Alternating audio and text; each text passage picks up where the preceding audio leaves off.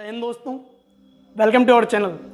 अपने study series को आगे बढ़ाते हुए आज हम देखने वाले हैं कि इस्लाम धर्म के उदय के बाद किस प्रकार पैगंबर साहब के बाद उनके इंतकाल के बाद किस प्रकार खलीफा पद बनते हैं और कैसे खलीफा साम्राज्य स्थापित होता है और भारत में किस प्रकार प्रथम सफल मुस्लिम आक्रमण भारत में होता है, ये हम आज की वीडियो में देखते हैं। आइए देखते हैं पहले कि पैगंबर साहब के इंतकाल के बाद किस प्रकार खलीफा साम्राज्य बनते हैं और कैसे अपनी भूमिका वह निभाते हैं। आइए समझते हैं मध्यकालीन इतिहास। खलीफा साम्राज्य, इसमें ये साम्राज्य है, जैसे पहला है रशीदुल खलीफा। ये जिस प्रकार वंश होते हैं, जैसे हम आगे दिल्ली सल्तनत में पढ़ेंगे गुलाम वंश, खिलजी वंश, तुगलक वंश, इस तरीके से ये भी खलीफाओं के एक वंश होते हैं। इसके अंतर्गत खलीफा बदलते रहते थे। जैसे रशीदुल खलीफा 632 से 661 एडी, उमैयद खलीफा 661 से 750 एडी, अब्बासी खलीफा 750 से 1248 और इसके बाद ऑटोमन खलीफा का साम्राज्य चलता है।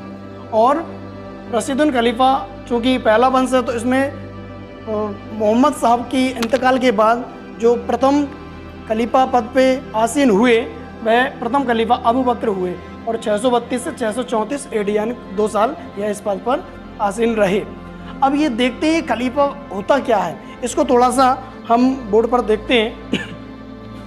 जैसे पहले क्या होता था कि छोटे छोटे मुस्लिम कबीले हुआ करते थे, छोटे छोटे कबीले अलग अलग बसा करते थे। तो इन्होंने थोड़ा सा दिमाग लगाया कि ये जो अलग अलग मुस्लिम कबीले जो बसे हुए हैं इनको क्यों ना एकत्रित किया जाए, संगठन बनाया जाए इनका। तो इन्होंने क्या किया, इस पूरे कबीलों को एक साथ लिया और एक साथ लेकर के एक बड़ा साम्राज्य बनाया और बड़ा साम्राज्य बना करके सभी एक साथ रहने लगे और बीच में खलीफा हुए और खलीफा के अंडर में ये पूरे कबीले आने लगे, पूरे राज्य इसी के अंतर्गत आने लगे। ये पूरे एक साम्राज्य हो गया और जिसका हेड बन गया खलीफा। कौन बन गया? खलीफा। तो ये खलीफा साम्राज्य इस तरीके से होता है और ऐसे ही ये खलीफा वंश हैं और इन्हीं के अंतर्गत विभिन्न खलीफा आए, आसीन हुए और चले गए।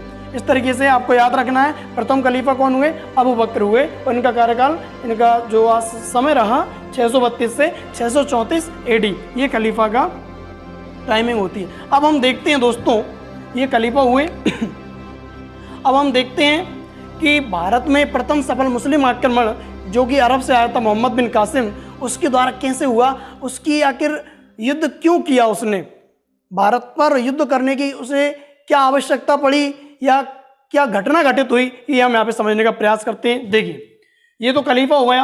अब एक्चुअली क्या होता है, जैसे एक बात और आप जरा देखिएगा, ये जो खलीफा है, अब यहाँ पर क्या है कि जैसे ये बहुत बड़ा खलीफा साम्राज्य है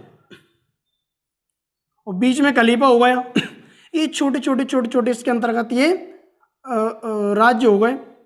जैसे यहाँ पर ये राज्य हो गया, यहाँ पर ये राज्य हो गया और इस तरीके से यहाँ पे राज्य हो गया। ये छोटे इस तरीके से यहाँ पर ये बहुत राज्य हुआ करते थे और बीच में ऐड होता था खलीफा।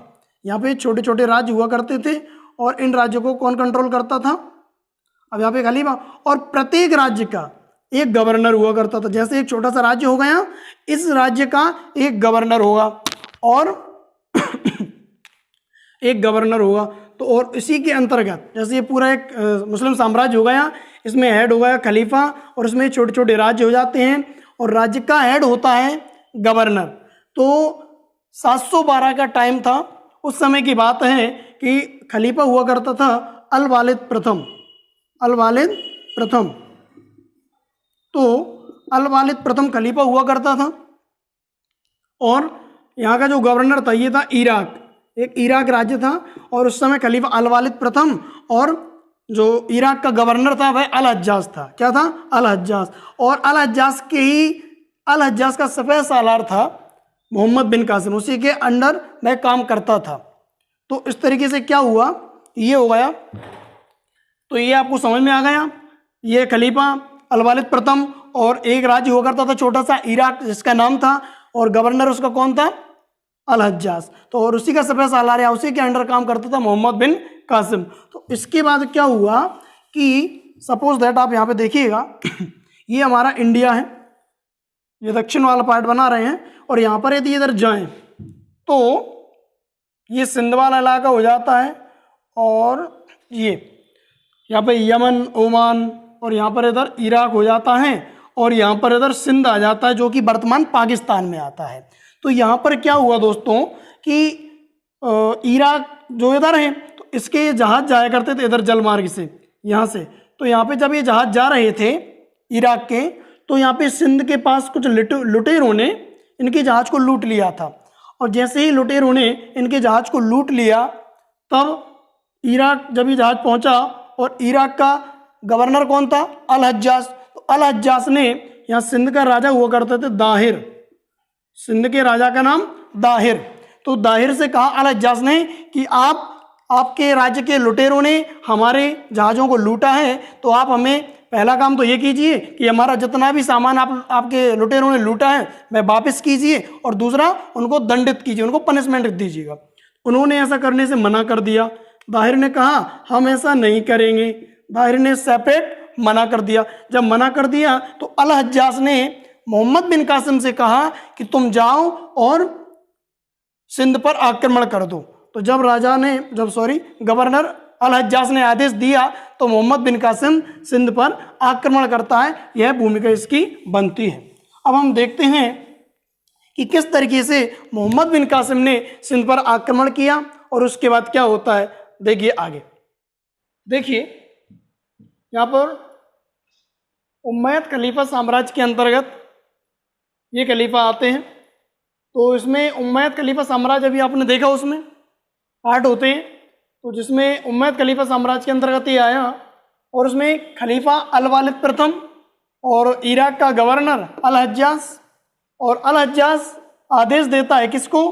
मोहम्मद बिन कासिम को। मोहम्मद बिन कासिम को आदेश देता है, और इसके बाद मोहम्मद बिन कासिम सिंध पर आक्रमण करता है। सिंध पर आक्रमण करता है, इस पर सिंध पर आक्रमण मोहम्मद बिन कासिम द्वारा कर दिया जाता है, और यह भारत में प्रथम सफल मुस्लिम व अरबी आक्रमण कहा जाता है। भारत में प्रथम सफल व मुस्लिम अरबी आक्रमण 712 में हुआ। कब हुआ? यहाँ पे लिख देते हैं 712 एडी में। कब हुआ? 712 एडी में मोहम्मद बिन कासिम द्वारा भारत में प्रथम सफल मुस्लिम व अरबी आक्रमण होता है। इसके बाद देखते हैं ये सिंध क्या चीज़ है, थोड़ा सिंध के बारे में भी देख लेते हैं। ये सिंध वर्तमान पाकिस्तान में आता है। सिंध का शासक कौन था? दाहिर, और राजधानी थी देवल। सिंध की राजधानी देवल, और ये युद्ध चूंकि रेवार नाम की जगह पर हुआ था इसलिए इसे रेवार का युद्ध कहा जाता है। मोहम्मद बिन कासिम वर्सेस दाहिर, दाहिर और मोहम्मद बिन कासिम के बीच यह युद्ध हुआ था। रेवार में हुआ था इसलिए रेवार का युद्ध कहा जाता है, और मोहम्मद बिन कासिम इसमें जीत जाता है, और दाहिर जो राजा थे दाहिर उनके यहाँ पे हार हो जाती है। इसके बाद क्या होता है, जैसे ही मोहम्मद बिन कासिम यह साम्राज्य जीत लेता है, सिंध का पूरा अधिकार अपने कब्जे में कर लेता है, अपना अधिकार कर लेता है साम्राज्य पर, तब और भी आगे बढ़ता है और विभिन्न और राज्यों को भी ये जीतता है। लेकिन जीतने के बाद जब जैसे ये वापस जाता है अपने अरब वापस जाता है, तो जब ये वापस जाता है तब वहाँ पर जो अल वालिद प्रथम जो खलीफा थे ये अल वालिद प्रथम, इनकी मृत्यु हो जाती है। इनकी क्या हो जाती है? मृत्यु हो जाती है। जब इनकी मृत्यु हो जाती है तो इनके बाद खलीफा पद पर सुलेमान आते हैं। सुलेमान नए खलीफा बन जाते हैं, और ये सुलेमान जो नया खलीफा जो बनते हैं ये अल हज्जाज और मोहम्मद बिन कासिम इनसे नफरत करते हैं, इनसे इनको चिढ़ रहती है, इसलिए इनको एक अवसर भी मिल जाता है। तो जैसे मोहम्मद बिन कासिम वापस जाता है तो सुलेमान द्वारा मोहम्मद बिन कासिम को मृत्यु दंड दे दिया जाता है। नए खलीफा सुलेमान द्वारा मोहम्मद बिन कासिम को मृत्यु दंड दे दिया जाता है। सुलेमान द्वारा जब मोहम्मद बिन कासिम को मृत्यु दंड दिया जाता है, इसके बाद वहाँ पर जो और भी भारत में साम्राज्य जीते थे तो वह मोहम्मद बिन कासिम की मृत्यु के बाद वह स्वतंत्र होने लगते हैं। लगभग 300 साल बाद तक कोई भी सफल आक्रमण नहीं होता है। वहाँ पर भारत में छोटे छोटे राजपूत शक्तियाँ और सक्रिय होता है। अब देखते हैं थोड़ा और इसके कारण देख लेते हैं। इसके कारण क्या हुए कि मोहम्मद बिन कासिम ने यहाँ पे आक्रमण किया, और आक्रमण करने के बाद इसके कारण होते हैं कि भारत की आर्थिक संपन्नता क्योंकि भारत आर्थिक रूप से संपन्न था, इसलिए उसने आक्रमण किया, पहला कारण। दूसरा, दाहिर द्वारा लुटेरों को दंडित न किया जाना, दाहिर द्वारा लुटेरों को दंडित नहीं किया गया था, इसलिए मोहम्मद बिन कासिम ने यहाँ पे आक्रमण किया। मुख्य रूप से ये दो कारण हम यहाँ पे देखते हैं। दोस्तों, इस प्रकार हमने देखा कि कैसे 712 में मोहम्मद बिन कासिम ने भारत पर प्रथम सफल मुस्लिम अरबी आक्रमण किया। अब हम देखते हैं कि इसके बाद राजपूत शक्तियाँ और भारत में और विभिन्न शक्तियाँ सक्रिय हो गई थी, इसलिए कोई और शासक वहाँ पर सक्सेस नहीं हुआ, सफल नहीं हुआ, इसलिए लगभग 1000 तक कोई भी और शासक वहाँ पर विजय नहीं हुआ। लेकिन इसके बाद 1000 में अब हम देखें, ये हुआ अरबी मुस्लिम आक्रमण। अब हम देखें तुर्की। अब हम पढ़ेंगे, नेक्स्ट वीडियो में देखेंगे कि कैसे महमूद गजनवी आएगा और वह भारत पर आक्रमण करता है।